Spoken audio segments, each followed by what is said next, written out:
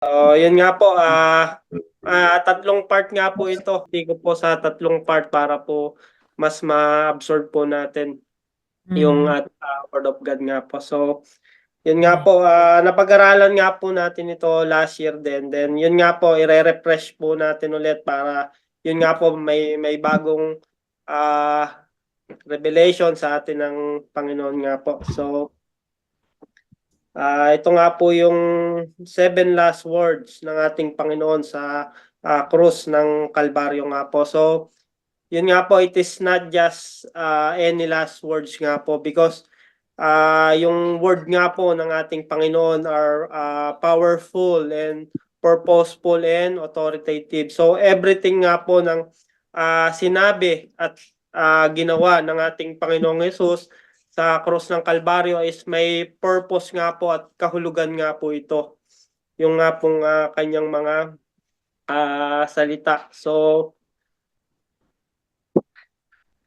ang first word nga po ng ating Panginoon, yun nga po is about kapatawaran or forgiveness nga po.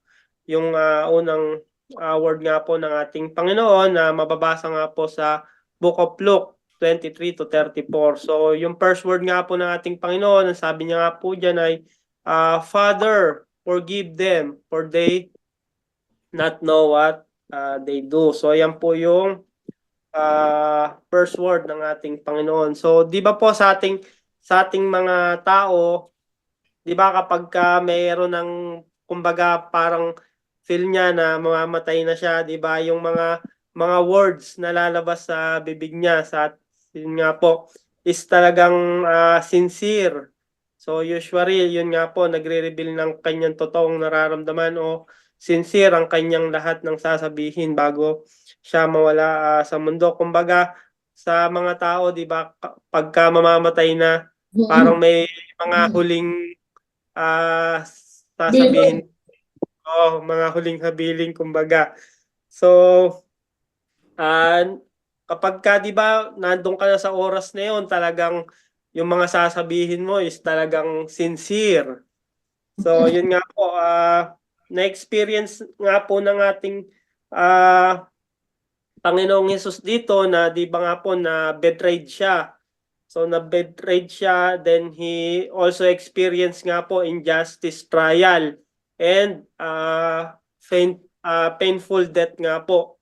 So 'di ba kung sa atin po nangyari ito, malamang yung response natin is yun nga po, magalit tayo or may susumpa natin yung mga tao na gumawa na sa atin ito na hindi na hindi nga deserve ng ating Panginoon yung ma-experience niya to, yung painful death dahil yun nga po, siya nga po ay inosente. 'Di ba kung sa atin nangyari to, masasabi pa ba natin na patawarin niyo po sila dahil patawarin niyo sila dahil hindi nila alam ang kanilang ginagawa, 'di ba? Kung sa atin nangyayari 'to, talagang maisusumpa natin yung mga gumawa sa atin ito eh.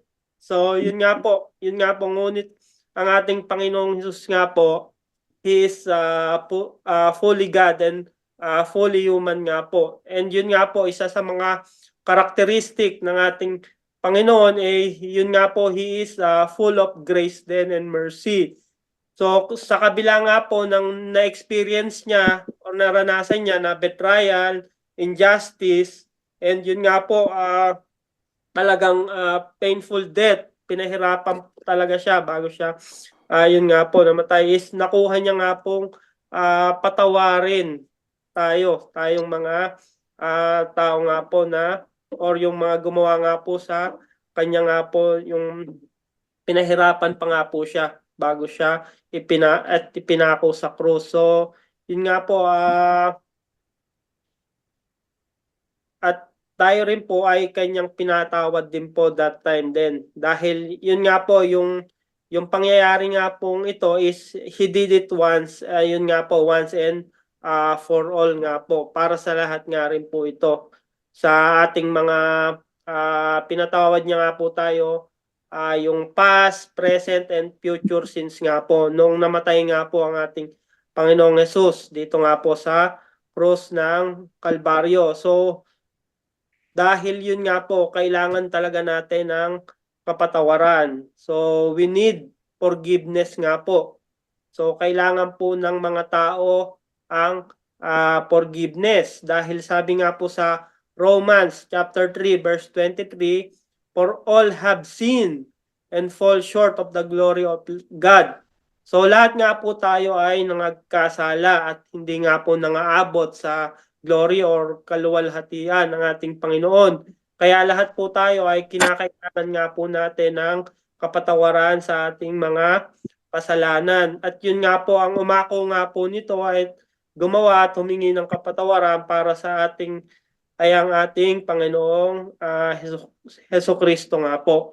So yun nga po, ang ating Panginoon ay nanalangin nga po sa Father in Heaven ng prayer of forgiveness. So yun nga po, kahit siya ay that moment is nakaka-experience ng kapighatian or kasakitan sa kabila ng yun nga po siya ay inosente. So yun nga po, marahil kung sa atin nga po ito nangyari is tayo nga po ay magagalit. So but then our Lord Jesus Christ nga po prayed to the Father for forgiveness. Yun nga po, sabi nga po diyan ng ating Panginoong Jesus, Father, forgive them.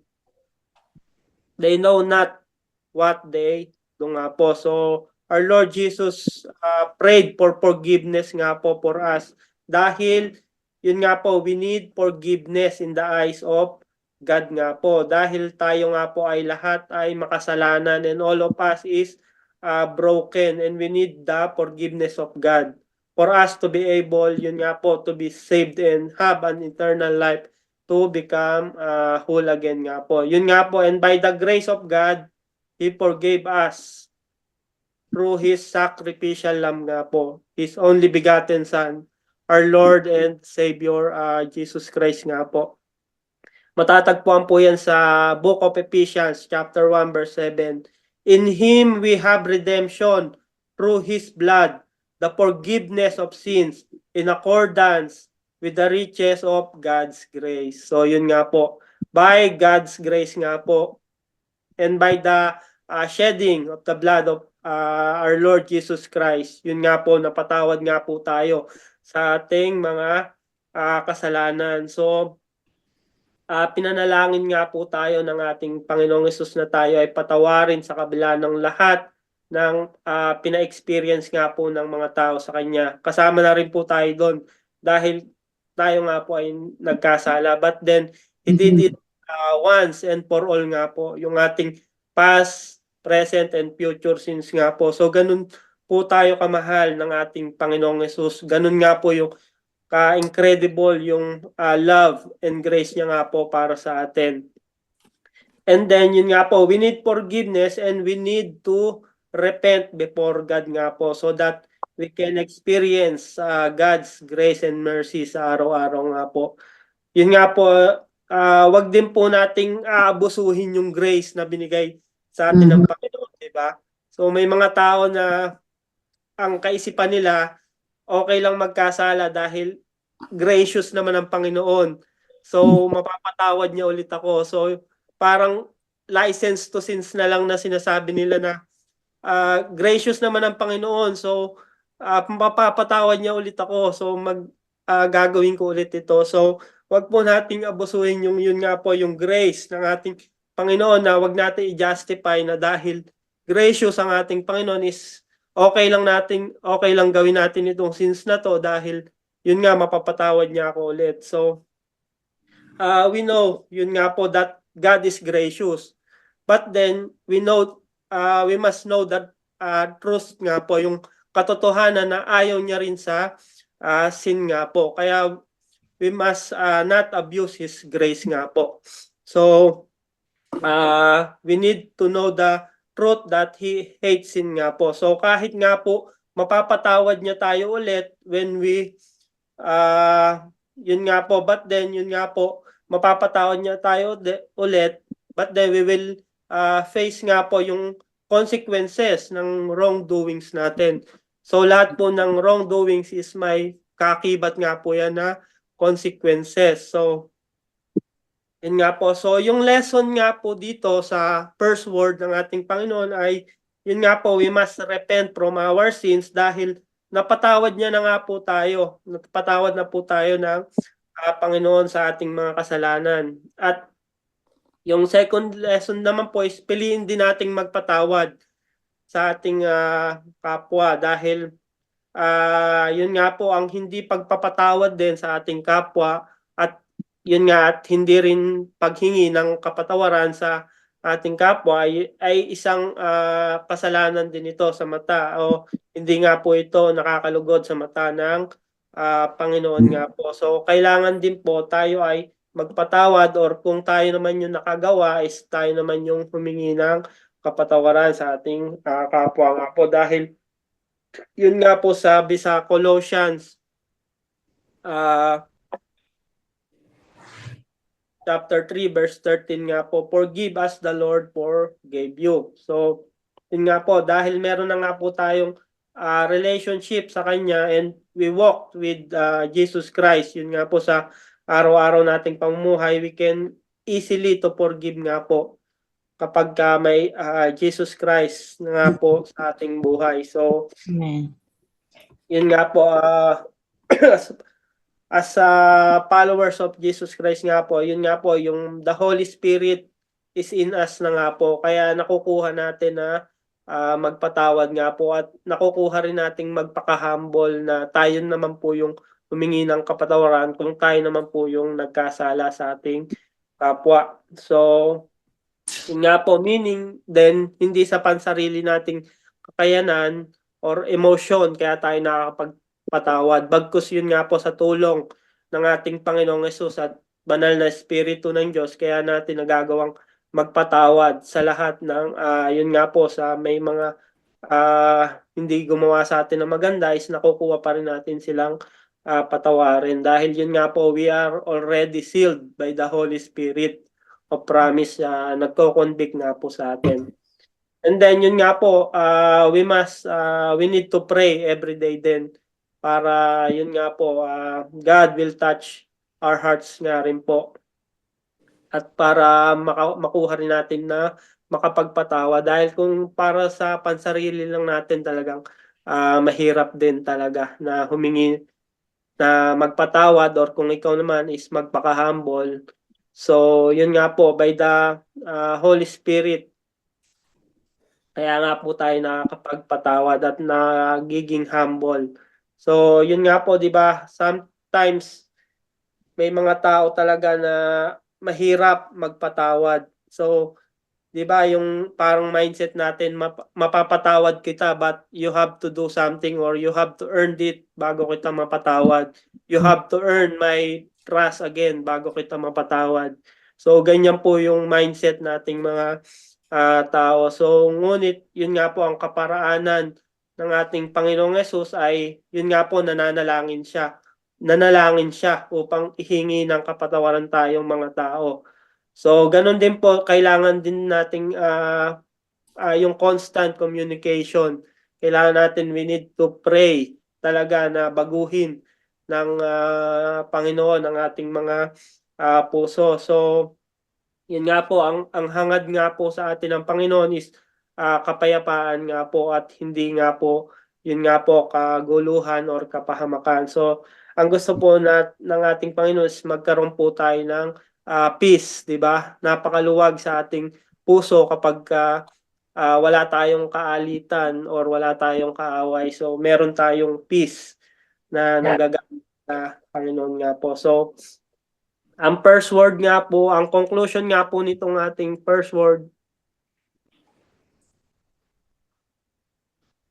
yun nga po, be kind and compassionate to one another, forgiving each other just as Christ, God forgave you. So, napatawad na po nga po tayo ng ating Panginoon and we need to, yun nga po, isabuhay rin natin by maging kind and compassionate nga po tayo sa bawat isa at sa kapwa-tao nga po natin. So,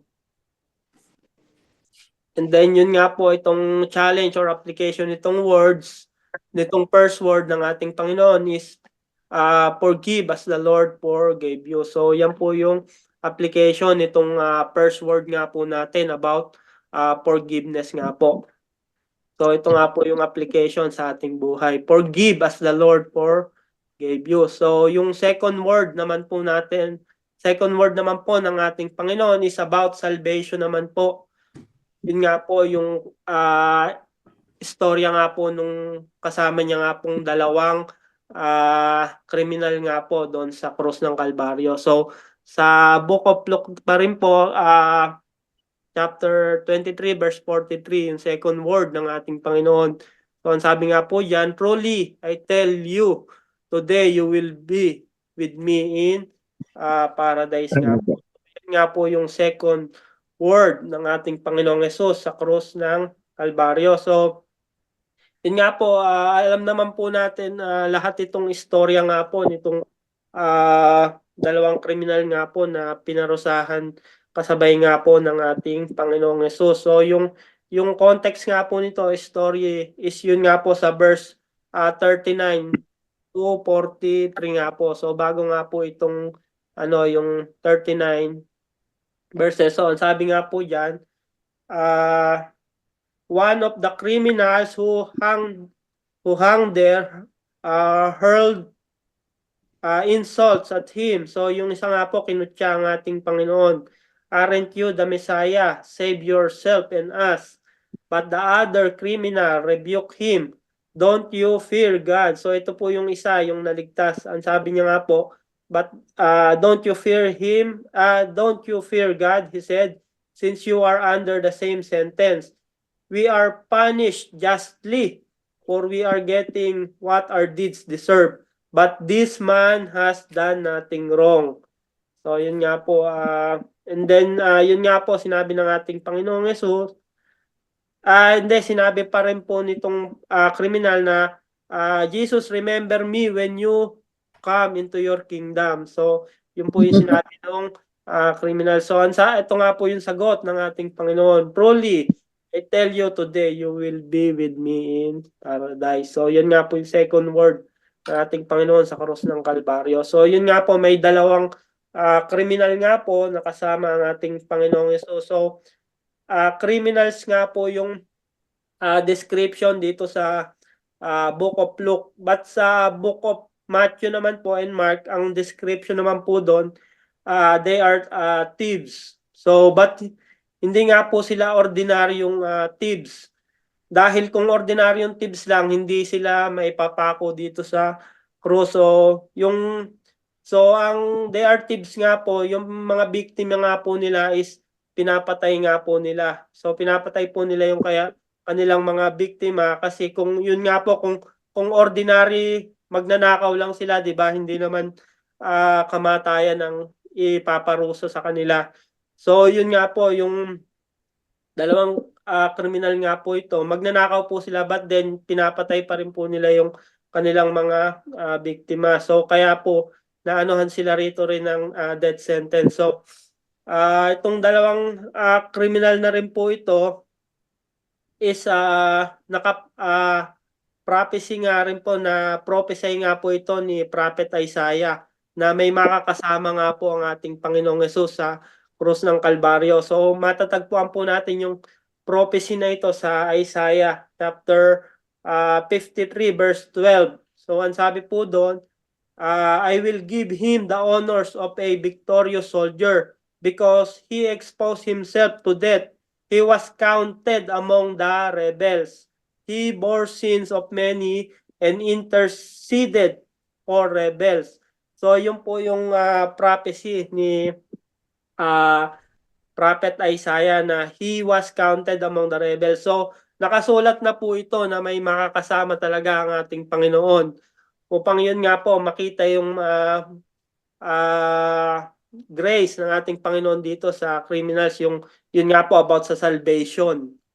So yun nga po, it is a fulfillment nga po ng prophecy ni Prophet Isaiah nga po na mapabilang nga po ang ating Panginoong Hesus na kasama nga po itong mga rebelde o itong mga criminals na ito sa krus ng Kalbaryo. And yun nga po, it is demonstration din po ng God's plan of salvation sa atin. So kung mapapansin nga po natin na hindi nga po dahil good works ang basihan ng salvation nga po. So hindi nga po good works ang basihan ng salvation. Dahil kundi yung grace nga lang po ng ating Panginoong Hesus ang makakapagligtas sa atin. So itong criminal nga, itong mga criminal nga po na ito, 'di ba? Yung isa lang ang naligtas. So hindi rin naman po siya gumawa ng mabuti. So nung mga oras na 'yon. So kung iisipin natin, napaka-unfair naman kasi yun nga buong buhay niya kriminal siya tapos maliligtas lang siya ng ganun lang. So kung sa isip nating mga tao talagang yun nga po unfair kasi parang lahat buong buhay niya nagkasala that time naligtas siya. So hindi po unfair yung kasi yun nga po he believed and repented that time nga po. So yun nga po nagkaroon siya ng sudden change of heart nga po, and he believed and acknowledged that our Lord Jesus Christ is the Lord and Savior nga po. So yun nga po once na naniwala ka, tinanggap mo ang Hesukristo, kahit gaano ka pakasama, talagang maliligtas ka dahil naniwala ka at nagrepent ka sa iyong mga kasalanan. So ganun po yung nangyari dito sa criminal nga po, that he believed and he repented that time nga po. So yun po yung demonstration nga po nitong salvation na ito. So hindi po dahil sa good works na ginawa mo, kundi yun nga po sa grace and mercy ng ating Panginoon. When you believe and when you repent, talagang maliligtas ka nga po talaga. So yun nga po yung abounding grace nga lang po ng ating Panginoon na makakapagligtas. So yun nga po naligtas. Yun nga po ang nagligtas nga po sa kanya is yung abounding grace ng ating Panginoon dahil siya nga po ay nag-repent at nanampalataya. So yun nga po, hindi po good works ang makakapagligtas sa atin. Sabi nga po sa Ephesians chapter 2 verses 8 to 9, for it is by grace that you have been saved through faith, and this is not from yourselves. It is the gift of God, not by works, so that no one can boast. So yun nga po, lagi kong nababanggit na yung good works is a manifestation na nga lang po yan na merong Jesus Christ sa buhay natin. Kaya po tayo nakakagawa ng kabutihan dahil yun po na-experience nga po natin yung goodness ng ating Panginoon sa ating buhay. Kaya nagiging natural na nga lang po sa atin na gumawa ng mabuti, at dahil yun nga po isinasabuhay nga rin po natin yung ating faith, kaya po tayo gumagawa ng kabutihan. But then lagi po natin i-acknowledge na kaya po tayo naligtas ay dahil sa grasya ng ating Panginoon.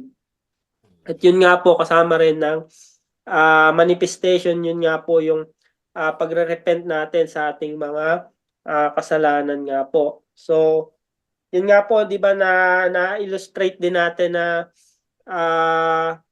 hindi natin kailangan tumulad dito na kung kailan lang siya mamamatay tsaka lang siya magre-repent, 'di ba? So hindi po ito applicable nga po sa lahat na kung kailan nakaratay ka na sa tsaka ka lang magre-repent. So hindi nga po ito applicable sa lahat dahil hindi rin natin alam kung, 'di ba, kung bukas kung magigising pa tayo o hindi. So yun nga po, hindi po ito applicable. So kaya repent now nga po sabi niyan. Repent now sa sinasabi nga po sa Bible. Kaya hindi dahil mamamatay ka na tsaka pa lang magre-repent. Dahil yun nga po, hindi natin hawak ang ating buhay. So maaari bukas hindi na tayo mabuhay, di ba? So ang Panginoon lang po nakakaalam niyan. So kaya hindi po natin masabi. Kaya ang repentance po is now nga po. So yun nga po, nabanggit ko rin po kanina is yun nga po, it is God's plan of salvation nga po na kung mapapansin nga po natin yung dalawang kriminal na they have the same opportunity na maligtas. So, may opportunity po sila pareho na maligtas. So, katabi nga po nila ang ating Panginoong Hesus. They have the same chance na maligtas. Ngunit yung isa nga po ay hindi naniwala at yung isa nga po ay naniwala. So, ganun din po sa ating mga tao. It's either, yun nga po, maniniwala tayo o hindi. So, we have the opportunity, we have the free will to choose na magrepent at maniwala sa ating Panginoon. So yun nga po, we have the same opportunity kagaya nga po nitong dalawang kriminal na yun nga po, 'di ba? Talagang katabi na nila ang ating Panginoon, yung isa ay naniwala at yung isa ay hindi. So ganun din po sa atin na kung maniniwala tayo o hindi, we have the free will nga po. But then yun nga po, talagang sa ating mga talagang meron pong maliligtas at meron po talagang hindi nga po.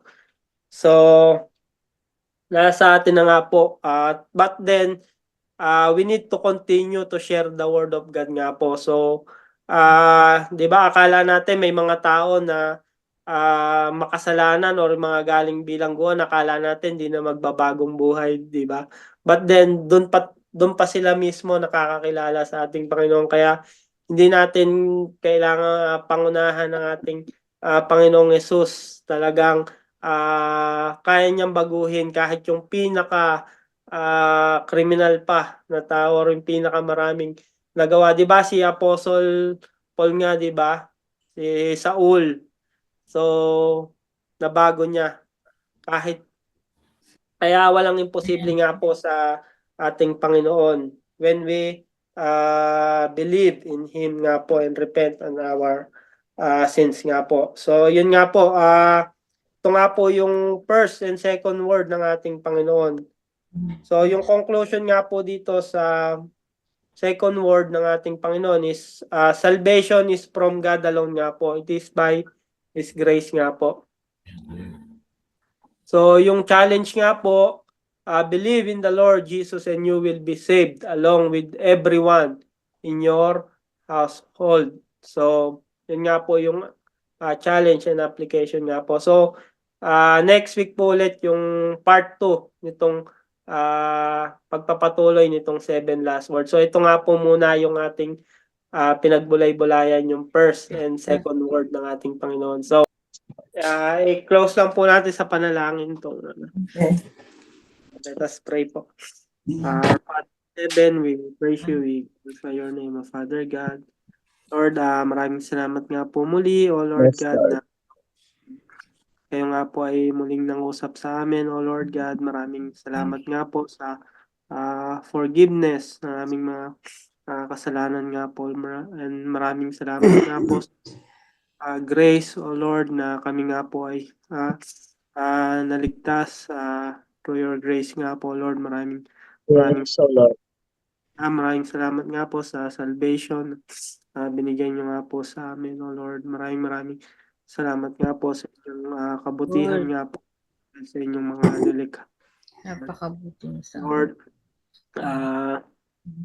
patuloy niyo nga po kaming gabayan, samahan sa araw naming Panginoon, O Lord God. Maraming salamat nga po sa pag-provide ng aming everyday needs nga po, Lord God. Yes, Lord. Thank you, Lord God. Salamat, Panginoon. Lord. Lagi sa aming mga loved ones nga po, Lord God.